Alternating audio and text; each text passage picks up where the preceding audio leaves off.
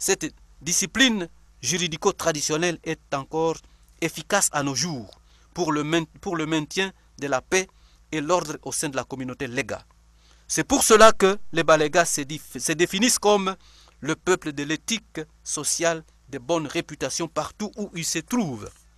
Cette éthique est le fondement même de la psychologie Lega. Parlons alors de la psychologie Lega. Tout au long de son histoire, le peuple Lega est reconnu comme la colombe blanche, tant à l'intérieur qu'à l'extérieur de la République démocratique du Congo. Du point de vue social, parmi les Occidentaux et même les nationaux ayant travaillé à Mwenga, à Walikale, à Shabunda, à Kalima, à Pangi, à Campagne, voire à Kakola, personne d'entre eux n'est rentré avec un mauvais souvenir des Balega. Au contraire, ce sont eux qui ont des dettes socio-économiques vis-à-vis des Balega. Ce sont eux qui provoquent les Balega. Les récents événements de tristes mémoires à Kalima en sont une preuve. Du point de vue politique, les Balega comptent un certain nombre de politiciens qui ont fait la fierté de leur peuple et de ceux qui ont travaillé avec eux.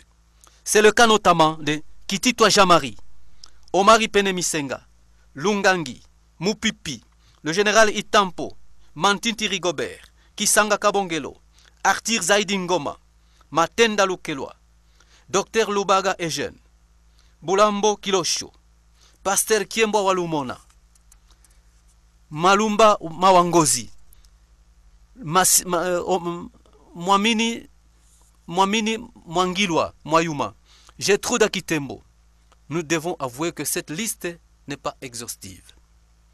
Nous demandons à la nouvelle génération de politiciens Balega de pouvoir corriger les erreurs commises par leurs prédécesseurs. Nous leur demandons d'être capables de transcender les divergences de leurs idéologies politiques en privilégiant les intérêts communs aux Balega.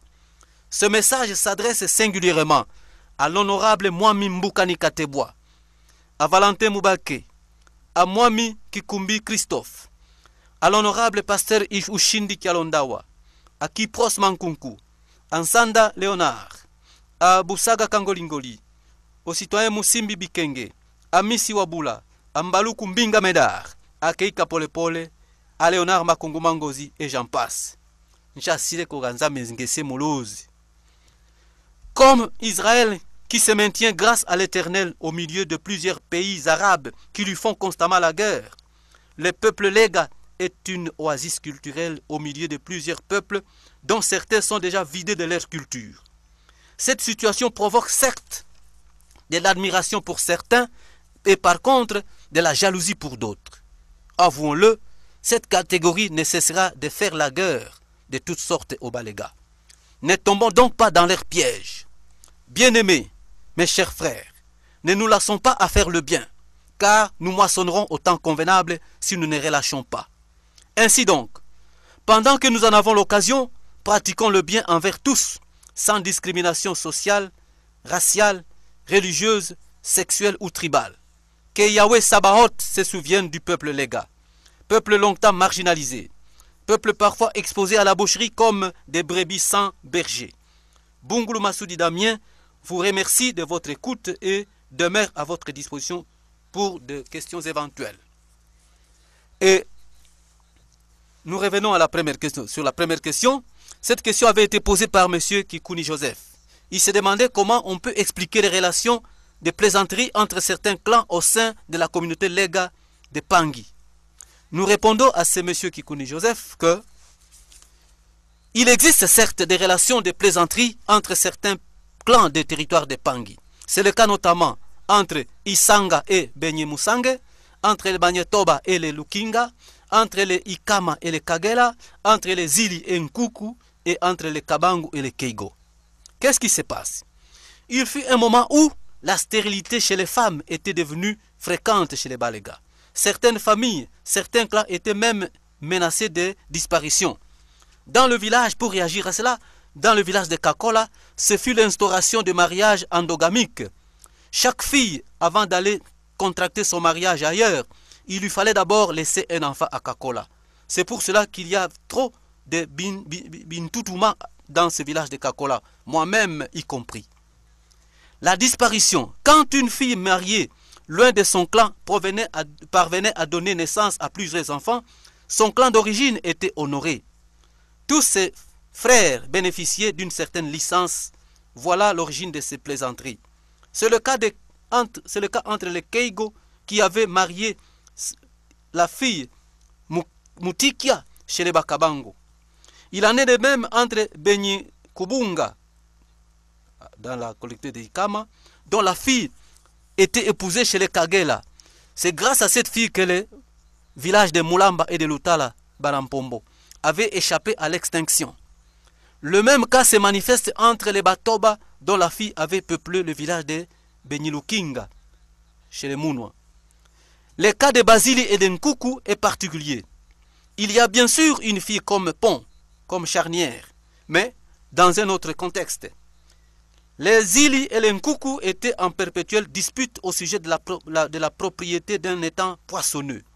Pour mettre fin à cette querelle et demander aux Basili de renoncer à leurs prétentions sur cette étendue d'eau, les Nkuku donnèrent leur fille aux Basili. Les relations entre Banyisanga et les Banyamusange sont beaucoup plus complexes. Il fut un temps où la contrée de Banyisanga, de Banyamusange, était investie par des envahisseurs. La guerre était longue et avait déjà occasionné beaucoup de pertes en vies humaines. Étouffé, Nsange viendra solliciter l'appui d'Isanga à titre de renfort. Les troupes de Banyisanga répondirent promptement à l'appel du voisin. Après d'âpres combats, les ennemis furent vaincus et repoussés hors du territoire Nsange. À titre de gratitude, Nsange confia à Isanga une fille nubile en signe d'alliance entre les deux peuples. Celle-ci était destinée à engendrer nombreux enfants afin de compenser le sang de Banyisanga versé sur le champ de bataille. Mais on prit des précautions afin de prévenir Nsange sur ce qui adviendrait au cas où la fille arrivait à divorcer plus tard. C'est pourquoi les Banyisanga nommeront cette fille Mansubia Ma Banyamunsange. Dans tous ces 4 cas précités, il est question d'un pacte de sang entre les peuples concernés. Ainsi donc, tout Mwenyisanga sérieux ne doit pas verser le sang d'un Mwenyemusange et vice-versa. L'un comme l'autre ne doivent pas se permettre de coucher avec une femme mariée du clan Ami. Il en est de même entre Kabangu et Keigo, entre Ikama et Kagela, entre Toba et Munwa, et entre Basili et Benyenkuku. C'est pour autant vous dire que même avant les Occidentaux, les Balégas avaient des notions élémentaires mais approfondies sur les relations internationales. Pour avoir été assistés pendant la guerre par certains voisins, la République démocratique du Congo entretient des relations privilégiées avec l'Angola, avec le Zimbabwe et avec la Namibie. Et même l'implication des citoyens congolais pendant la Deuxième Guerre mondiale aux côtés de l'armée belge avait quelque peu adouci les relations entre la Belgique et le Congo. Je crois avoir répondu à cette question de Kikuni Joseph. La deuxième question, c'est celle qui a été posée par Mponga Delphin. Mponga Delphin se demande pourquoi est-ce que entre le Kikomba et Kabessa sont éloignés et pourtant on nous apprend que ce sont des frères consanguins. Il est vrai que Kikomba et Kabessa sont des frères consanguins. Ils avaient grandi ensemble jusqu'à l'âge adulte. Il est aussi vrai qu'aujourd'hui, entre ces deux clans, on trouve des Benyi Munwa, des Benyi Nzelu et même une partie de Bakabango. Cette séparation fut causée par un incident malheureux que je voudrais vous relater. Un jour, M. Kikomba avait envisagé de renouveler la toiture de sa case à l'approche de la saison des pluies. Dès l'aube, il s'était mis au travail. Il fallait monter pour détacher la vieille paille, descendre pour fagoter la nouvelle paille avant de la jeter sur la toiture, remonter pour placer la paille, redescendre et remonter à plusieurs reprises pour la même opération. Il fallait aussi agir vite de peur que les effets du soleil ne viennent pas recroqueviller la paille nouvellement placée. Les feuilles de matongolo qu'il fallait superposer furent insuffisantes. Le temps d'aller les couper en brousse. Imaginez combien de tours, combien de fois fallait-il descendre, remonter sous un soleil ardent. Parfois, la machette ou la liane tombait par terre. Pendant tout ce temps, son petit frère Kabessa était paisiblement assis sous la véranda, en face du lieu où son grand frère était écartelé entre plusieurs travaux. Il était en train seulement de se tailler les ongles.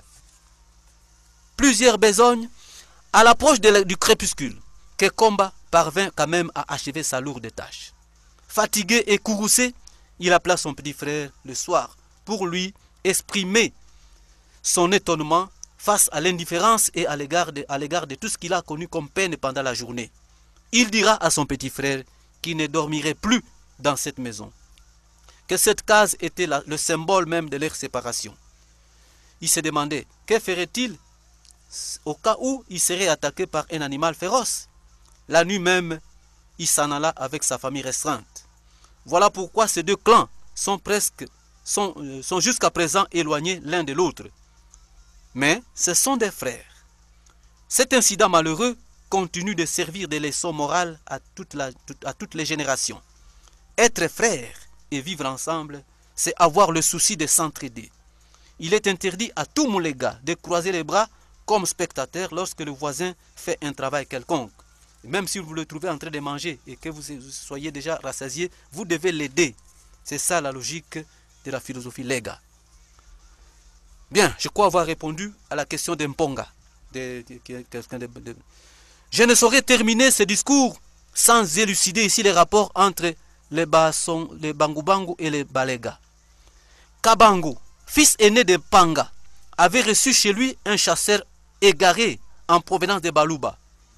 L'antilope qu'il portait, mêlée à l'hospitalité légendaire des Balega, lui facilitera non seulement l'accueil, mais aussi l'inclination d'Engalia, fille aînée de Kabangu, qui coiffait déjà la Sainte Catherine.